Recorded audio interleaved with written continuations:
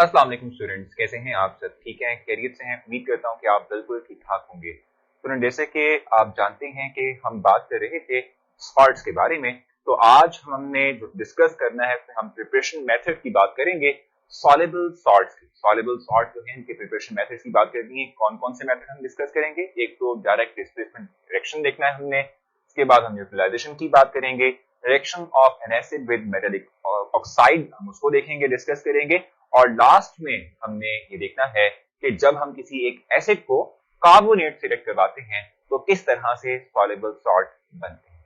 तो जी स्टूडेंट, जैसे मैंने आपसे कहा कि हमने डिस्कस करना है प्रिपरेशन ऑफ सॉल्युबल सॉल्ट्स को, तो ये टर्म लिख लेते हैं, सॉल्युबल सॉल्ट्स का इंट्रोडक्शन लेते हैं और फिर हम अपने पहले प्रिपरेशन मेथड की तरफ को मूव कर जाएंगे। So preparation of soluble salt की मैं बात करूंगा। प्रिपरेशन ऑफ सॉल्युबल सॉल्ट्स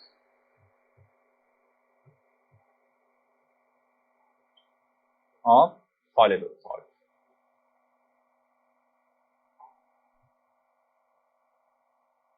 देखिए जनाब, सबसे पहले तो मैंने आपसे जैसे कहा कि हम बात करेंगे कि ये सॉल्युबल सॉल्ट्स होते क्या हैं, किस तरह के सॉल्ट्स को हम सॉल्युबल सॉल्ट्स का नाम देते हैं। सबसे पहले तो हमें पता होना चाहिए वो सॉल्ट्स के जो पानी में डिसॉल्व हो जाएं, यानी ये भी आप कह सकते हैं कि वो सॉल्ट्स के जिनको हम वाटर की मौजूदगी में एज अ मीडियम यूज करते हुए वाटर को उसकी मौजूदगी में प्रिपेयर करेंगे, इस तरह के सॉल्ट्स को हम सॉल्युबल सॉल्ट्स कहते हैं। The salt, the type of salt which is prepared in the presence of water, medium के तौर पे जिसको हम इस्तेमाल करते हुए प्रिपेयर करेंगे, इस तरह के सॉल्ट्स को हम सॉल्युबल सॉल्ट्स का नाम देते हैं। क्या कहते हैं इसको हम सॉल्युबल सॉल्ट्स कहते हैं। ठीक है, अब हमारे पास पहला मेथड जिसमें हमें जो चीज डिस्कस करनी है वो क्या है?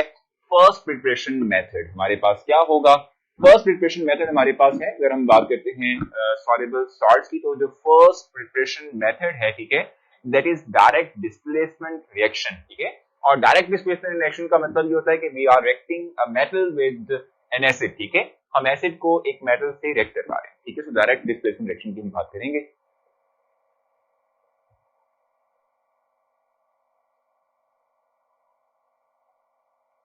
Direct displacement reaction.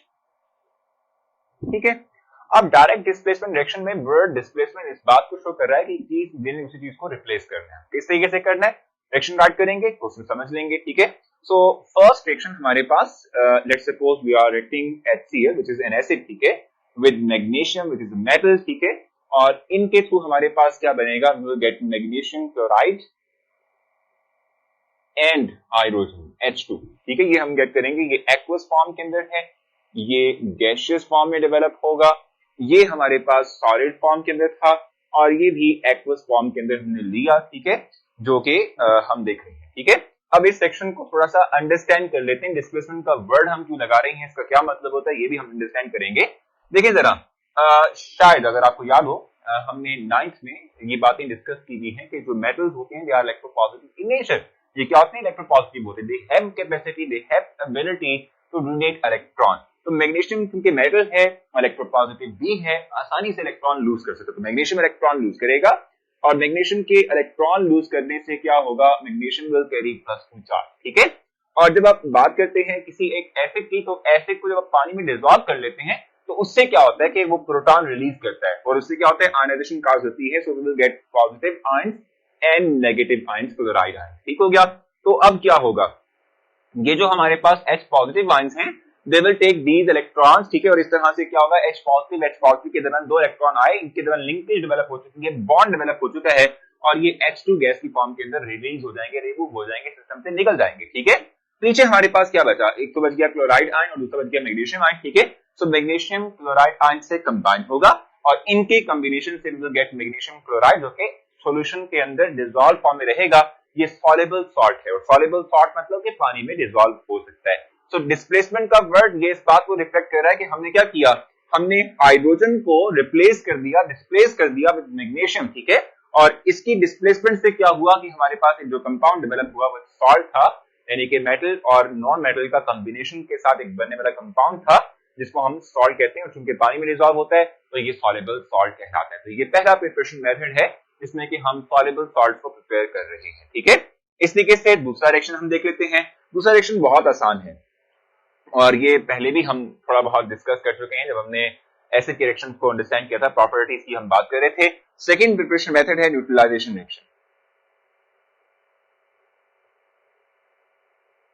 Neutralisation reaction, ठीक है।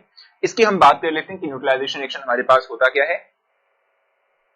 देखो जरा, हम कहते ये हैं कि न्यूट्रलाइजेशन रिएक्शन एक ऐसा रिएक्शन है जिसमें कि एसिड और बेस को हम आपस में मिलाएंगे और एसिड और बेस के मिलने से हमारे पास रिजल्टेंट प्रोडक्ट बनेंगे, उनकी पीएच जो है वो ना तो एसिडिक होगी और ना बेसिक होगी। इस तरह के रिएक्शन को जिसमें कि न्यूट्रल सब्सटेंसेस बने, न्यूट्रल कंपाउंड बने, इसे हम न्यूट्रलाइजेशन कहते हैं। जैसे कि फॉर एग्जांपल अगर हम देख करवाते हैं कि भी हमारे पास अगर लेट्स सपोज HCl है यानी हाइड्रोक्लोरिक एसिड है, और आप जानते हैं कि हाइड्रोक्लोरिक एसिड एसिड है वो पानी में डिसॉल्व हो सकता है, तो ये एक्वस फॉर्म के अंदर हम लेंगे, ठीक हो गया।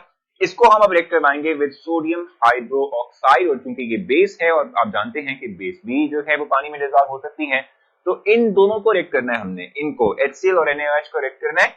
इनके रिएक्शन के हमारे पास जो चीज बनेगी दैट इज NaCl, जो कि एक्वस फॉर्म के अंदर ही रहेगा क्योंकि ये सॉल्युबल सॉल्ट है, it can be dissolve inside water, ठीक है, और साथ में वाटर की प्रिपरेशन होगी, पानी बनेगा, ठीक है। तो आप देख सकते हैं कि इस प्रिपरेशन मेथड के अंदर सिंपल आपने एक एसिड को बेस से रिएक्ट करवाया और एसिड और बेस के कॉम्बिनेशन से, इनके आपस में मिलने से, इनके आपस में रिएक्ट करने से हमारे पास सॉल्ट और वाटर की प्रिपरेशन हुई, सॉल्ट और वाटर डेवलप हुए, बने, ठीक है, मिल गए हमें, ठीक हो गया। तो इस तरह के रिएक्शन को हम न्यूट्रलाइजेशन रिएक्शन कहते हैं, जिसमें कि जो प्रोडक्ट बनेगा उसकी पीएच जो है that is not greater than 7 और लेस देन 7, इन बिटवीन 7 रहेगा, जिसमें कि एक न्यूट्रल कंपाउंड बनता है। सो दो प्रिपरेशन मेथड मैंने आपके सामने डिस्कस किए, होपफुली दोनों के दोनों आपने अंडरस्टैंड किए होंगे। इनका रिएक्शन बड़ा सिंपल है, आप जानते हैं कि HCl पानी के अंदर डिसॉल्व होते तो ये H पॉजिटिव आयन और Cl नेगेटिव आयन बनाता है, ठीक है।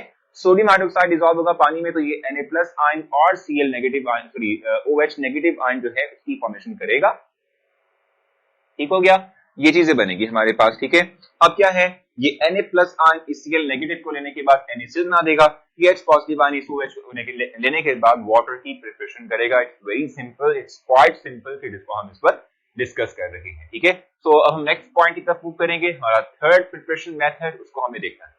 जी स्टूडेंट, जैसे मैंने आपसे कहा कि अब हम थर्ड प्रिपरेशन मेथड की तरफ जाएंगे और थर्ड प्रिपरेशन मेथड में हमने डिस्कस करना है reaction of acid with reaction of acid with metallic oxide, metallic oxide, ठीक है जी। हम करने क्या लगे हैं कि हम एक एसिड को एक मेटेलिक ऑक्साइड से ऐड करेंगे, और मेटेलिक ऑक्साइड करेगा क्या कि मेटल को देगा एसिड को, जिससे कि हाइड्रोजन जो कि एसिड में थे वो रिमूव हो जाएंगे, रिलीज हो जाएंगे और सॉल्ट बन जाएगा। देखिए किस तरीके से रिएक्शन हो रहा है। फॉर एग्जांपल मेरे पास सल्फ्यूरिक एसिड है H2SO4, ठीक है, और क्योंकि आप जानते हैं कि एसिड है तो पानी में डिसॉल्व हो जाएगा। ये सारे रिएक्शन जो है वो एक्वस मीडिया में होते हैं, क्योंकि जो सॉल्युबल सॉल्ट है वो पानी के अंदर डिसॉल्व फॉर्म के अंदर हमारे पास आते हैं, जिसको हम क्रिस्टलाइजेशन के प्रोसेस से निकाल लेते हैं, ठीक है। तो सल्फ्यूरिक एसिड जो है वो हमारे पास एक्वस फॉर्म में आएगा, ठीक है, यानी पानी में डिसॉल्व फॉर्म के अंदर है। हमारे पास जो है जो दूसरी चीज है जिसको हम कहते हैं metallic oxide, that is copper oxide है, ठीक है, और ये भी पानी में डिसॉल्व हो जाता है, ठीक हो गया।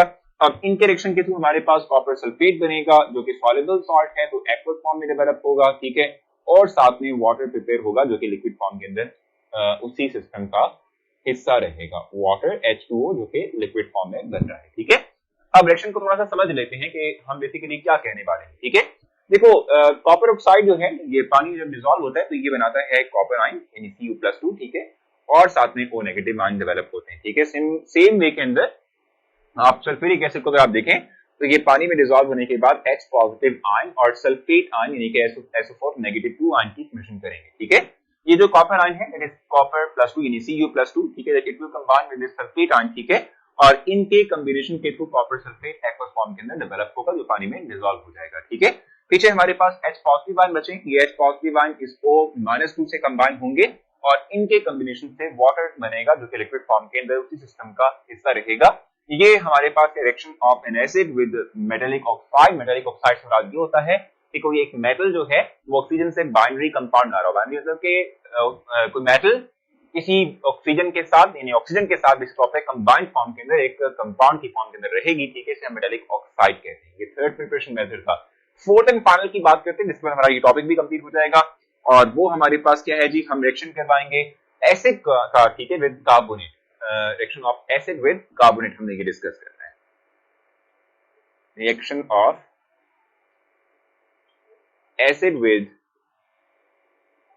कार्बोनेट। अब इस रिएक्शन की जहां तक बात है तो इसमें जो इंडिकेशन मिलती है रिएक्शन कंप्लीट होने की, एक तो ये कि सॉल्ट बनता है, दूसरा ये कि हमारे पास कार्बन डाइऑक्साइड गैस डेवलप होती है इस रिएक्शन के अंदर, ठीक है, और बबल्स क्रिएट होते हैं जो कि इंडिकेशन होती है कि रिएक्शन हो रहा है एग्जैक्टली, ठीक है। तो रिएक्शन की बात कर लेते हैं। For example if we are treating with nitric acid HNO3 with, ये एक्वस फॉर्म में रहेगा क्योंकि आप जानते हैं जितने भी हमारे पास एसिड्स हों they are having ability to dissolve inside water, ठीक है। तो एक्वस फॉर्म के अंदर ये रहेंगे, ठीक है। और ये रिएक्ट करवा रहे हैं अपने आप को किसके साथ रिएक्ट करवा रहे हैं जी, ठीक है, ये रिएक्ट करवा रहे हैं कार्बोनेट के साथ। तो हम लेट्स सपोज ले रहे हैं सोडियम कार्बोनेट Na2CO3, ठीक है। और इनके कॉम्बिनेशन से हमारे पास जो चीज बनती है दैट इज, हमारे पास क्या बनेगा भाई, एक तो हमारे पास बनेगा sodium salt of nitric acid जो कि डिसॉल्व फॉर्म में रहेगी पानी में, ठीक है। और दूसरी चीज हमारे पास बनने वाली है दैट इज कार्बन डाइऑक्साइड। मैंने आपसे कहा था कि ये गैसियस फॉर्म में बनेगी जो कि बनने के बाद इवॉल्व हो जाएगी, ठीक है। और साथ में हमारे पास वाटर की प्रिपरेशन होगी जो कि लिक्विड फॉर्म के अंदर बन रहा है, ठीक है। सो रिएक्शन को थोड़ा सा एक दफा अंडरस्टैंड करते हैं, रिएक्शन हो किस तरीके से रहा है, फिर हम फाइनल वर्ड की तरफ आएंगे कंक्लूड करने के लिए रिएक्शन को, ठीक है।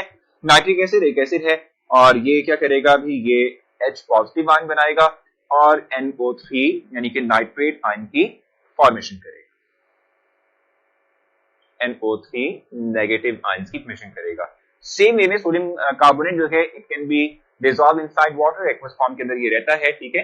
तो ये क्या करेगा भाई, Na पॉजिटिव आयंस बनाएगा और साथ में कार्बोनेट आयन की यानी कि CO3 नेगेटिव 2 आयन की फॉर्मेशन करेगा, ठीक हो गया। ये कार्बोनेट आयन जो है ये फर्दर टूट जाता है इनटू O-2, ठीक है, और सिंपल कार्बन डाइऑक्साइड जो कि स्टेबल गैस है, ठीक है। तो कार्बन डाइऑक्साइड तो हमारा मेन कंपाउंड भी है, वो रिमूव हो रहा है, ठीक है। अब होगा क्या कि ये जो O नेगेटिव आयंस है, O नेगेटिव आयन है O-2 है, ये H पॉजिटिव से कंबाइन होने के बाद वाटर की फॉर्मेशन करेगा, ये भी हमारा एक प्रोडक्ट है, ठीक है। पीछे बच गया ये दो सोडियम प्लस आयंस, ठीक है, और ये दो नाइट्रेट आयंस, ठीक है। तो ये आपस में कंबाइन होने के बाद सॉल्युबल सॉल्ट यानी सोडियम नाइट्रेट की फॉर्मेशन कर रहे हैं जो कि हमारा इस रिएक्शन का मेन प्रोडक्ट जिसको हम चाहते थे कि डेवलप हो, ठीक है। तो ये 4 प्रिपरेशन मेथड है, इनमें से कोई भी प्रिपरेशन मेथड हम एम्प्लॉय करते हुए हम प्रिपेयर कर सकते हैं सॉल्ट को जो कि सॉल्युबल सॉल्ट्स होते हैं। तो अपना ख्याल रखिएगा, कोई पॉइंट आपको अभी भी लगता है कि प्रॉब्लम कर रहा है, कोई पॉइंट नहीं समझ आई तो आप मोस्टली ऐसा होता है कि आप मुझसे क्वेश्चन कर लेते हैं, तो आप क्वेश्चन करेंगे, मैं आपको जरूर रिस्पॉन्स दूंगा। अपना ख्याल रखें, नेक्स्ट सेक्शन मुलाकात होगी, तब तक के लिए अल्लाह हाफ़िज़।